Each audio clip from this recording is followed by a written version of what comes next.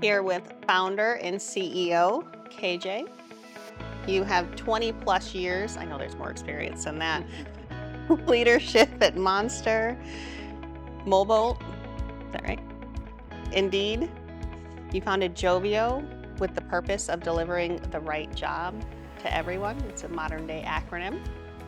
You're passionate about solving the most difficult problems in the space. And we're going to talk a little bit about growth, innovation, emotional resilience, and what's next for Joveo. Awesome. Looking forward to that. So KJ, you've been solving big problems in recruitment marketing for years. We met way back for a blip in time when you were at Monster. What are some of the most critical challenges you are focused on solving, and why does it matter? As a community, as a talent acquisition attraction community, we have been wanting to solve for candidate experience. All goodness comes out of it. If the candidate experience is truly looked at the deep end, then everything will fall in place, from better conversions, lesser spends, people's life would change, people find the jobs easily, they'll find the job where they belong to, where they're happy. And if I start breaking this down from both from employer and job seeker side, uh, we have done every single thing possible for humankind to make it difficult for a job seeker not just to find a job, to find the right job, to apply to the job, and then basically throw them in a black hole, and they never get to hear back, right? We've been talking about it forever, but have we really solved for that, right? You expect a job seeker to go to a job board and find a job, really? Are they the experts in the searches? Why can't you put a right job in front of the right people? 70% of the people apply to the wrong job in the same company. So they already find the company they want to work for, they apply to a job, not the job they're most likely going to get hired to. You post a job in a location where you believe the candidate needs to go to work. But do you advertise a job where the candidate lives? Have you ever tried to even think about how candidate searches for jobs and use the right kind of titles, the right kind of content, so that the job shows up in front of them? We are so much into this pull mechanism of using a job board. Have you really truly thought about using AI and intelligence to push a job in front of the right person? On social media, if I say so, or TikTok or LinkedIn or wherever it is, because let's be honest, right? Consumer marketing is so far advanced that they know everything about us. They put the kind of object in front of us that we know is the right one for us. So if that technology is so advanced, why can't you use a small piece of it and use it for doing something good to the humankind, that's putting a right job in front of the right person? And I think as a community, we have kind of constantly failed in doing that. So we talk the talk, we don't really walk the talk, if I may say so. Yeah, I like that a lot because if you think about it, people always talk about what they do, right? Oh, my job and the pros and cons of their current role, right? If marketing can hear you when you're talking about a product and serve it up to you or whatever else, why wouldn't a job be served up to you in the same way? That could get really interesting. Well, that should. Yeah, High time. I like that. You've grown Joveo from the ground up. As the company has grown, how has your role changed? And how have you navigated the shift from hands on building to leading a global team? I think it's a constant cycle of unlearning and learning. You know, after my first company's acquisition by Indeed, I used to report to the then head of product and technology and marketing. I think that was Chris Himes. Swear, I'm not really exactly sure what all he covered. He covered so many bases, and he told me one thing, that as the organization grows, the CEO needs to learn and unlearn all the time. So what? Imagine, right? If you're a 15, 20, 30 people company, you would know everybody by name. You will have a relationship with everybody. You would have a friendship. You're hanging out together. Now it goes to, let's say, between 75 to 100 people. Well, you don't have personal relationship with everybody, but you know them by name. The moment it starts going beyond, you don't even know who works in what team. Yeah. Right? So now how you deal with a company and organization where you cannot have a direct personal impact? What do you do to kind of address that? So that's been a part of the learning curve, looking inward, building a culture, uh, You can't just assume that if you exhibit a certain style or how of doing things, the team is automatically going to get. Now, there is an effort that goes in making that happen. You have to surround yourself with players, your executive team, where you have a high level of trust and confidence, and the competency and the integrity both, right? Competency leads to confidence, right? And integrity leads to trust, that they will percolate the message. And how do you constantly kind of drive that outcome? You have to make a certain effort to be on the ground level, not just solving problems with your lowest level of team members, but also interacting with them, giving them a sense of what you do, how you do, so that they can learn from you. So there's a lot that goes on in doing that. It's not a rocket science, it's truly common sense. One of the key things you have introduced to Joveo is our 4-3-2-1 strategy. How does this model help deliver ROI and better outcomes for our clients and customers? I'm a big fan of Lord of the Rings. Uh, one ring that rules them all. So could there be one ring, one formula, one statement that if people just want to think about that all the time, automatically their actions, the conversations they're having, the reasoning behind what they're doing can automatically solve for? Could you make decision making in your company 100 times more in line with the way you would make a decision? So what is that one ring? And this 4-3-2-1 is that one ring, right? Is there a world, and I imagine there is a world out there, where just by doing such a great job of not just putting a job in front of the right person, but uh, taking care of the entire conversion cycle, that there could be a time where we would perhaps, as talent acquisition leaders, think that there could be 4 clicks, 3 applies, 2 shortlists, and 1 hire eventually. Right now, it looks like more like 400 clicks to a hire or 1,000 clicks to a hire. So the endeavor is always that whatever we do, can we improve that? And the byproduct of that is quality improves, cost decreases, everything that we talk about as our solution, as a problem to a solution to a problem, automatically takes place. Yeah, I think that would be great to be able to get to that space. I think that's a lot of change in talent acquisition, hiring manager thought process and mentality. But as we get more advanced in technology, thinking about you don't need 1,000 people to click, 400 people to click. You don't need to talk to 100 to get to that one that's going to get to the job. To be able to do a 4-3-2-1 would make one time more efficient. But if you could find that quality up front. Yeah, and I know that the whole industry thinks about qualified application or quality application. Qualified is still a right word. Quality is not the right word. If I were to ever tell you, you're not a quality applicant, am I telling you that you're not a quality person? I think that's very demeaning. Yeah. You can be relevant to a job, not relevant to a job, right? So are you qualified for that job? Uh, and the way I think about it is, it's our job to find a right job for you or for every human being out there, and put that job right in front of that person.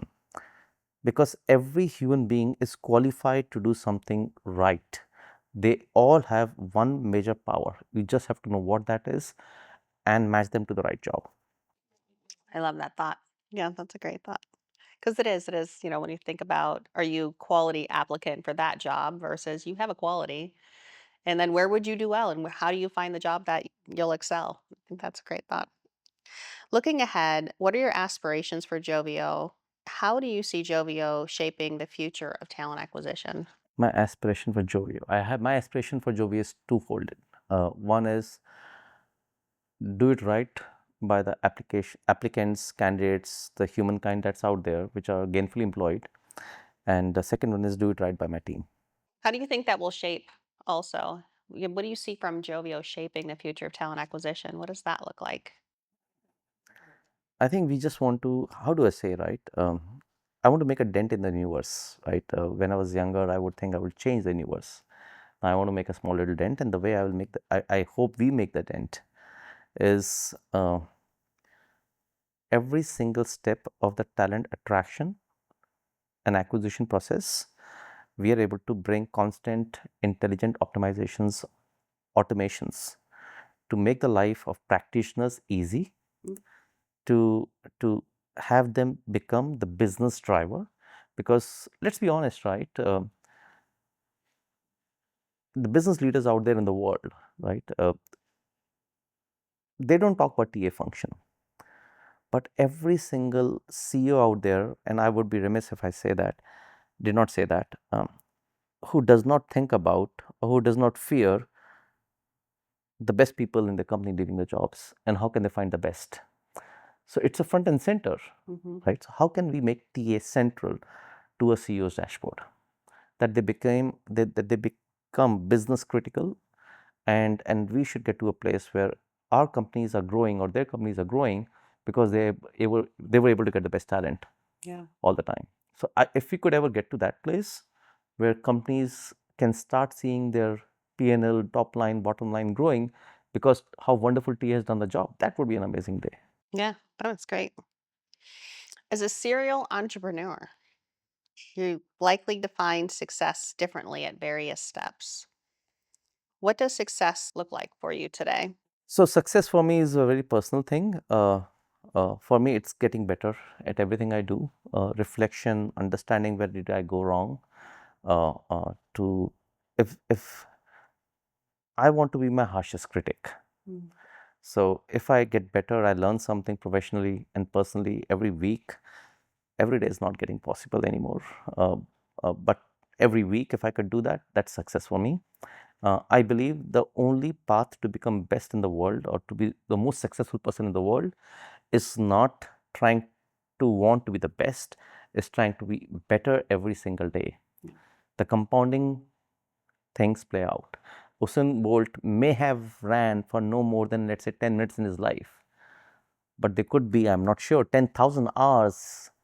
Or Michael Phelps, right, the all-time highest gold medal winner in Olympics, right? He didn't become what he became. He worked, whether he was sick or not, whether it is Thanksgiving, New Year's Eve, tragedy in the family, he was training every single day and looking at getting better. And in the process of getting better, there are some good and bad days. It's a trend line that matters. So for me, I define success like that, and I also define success of Joveo like that. Just make sure that keep on learning from your mistakes, keep on doing right by the client. There will be good days and bad days as long as the trend line is going up. Yeah, I like that answer because it is what 10,000 hours to greatness or success. I Something think you like have that. to, Yeah, yeah, yeah. something is that saying, and you have to be there and just practice it every single day Imagine, to get right? better. You put so much effort in trying to climb a very, very tall mountain. Yeah. You would trek for days and weeks, but how much time do you really stay at the peak? Few minutes. Yeah.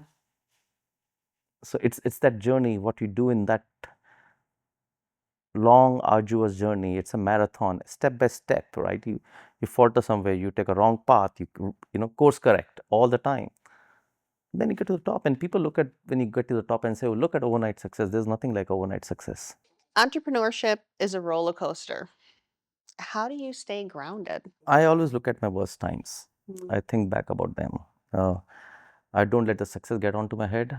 Neither the failures deter me. If I may, I'll tell you a short story. I was going through a really, really bad time in the first startup. We didn't have money to do a payroll, uh, and there were 7 days left. And one of my good friends, she was running an agency. Of course, that's a story afterwards. That instead of paying us $10,000, she made a credit card payment, wrongfully so, of $100,000, and that rolled us over. Now, but while I was going through that 4 or 5 days of extreme stress, my brother called me and he said, "Well, I'm going to tell you a story, and it's going to take a couple of minutes. There was a king, and he was the most powerful king known out there, and he was going out to every single kingdom and said, 'I'll go to any land, and that land is mine, and no king will oppose him.' And eventually uh, was taking a large piece of his army, not the entire one, and going from place to place, and he was far away from his country, and there was a coup.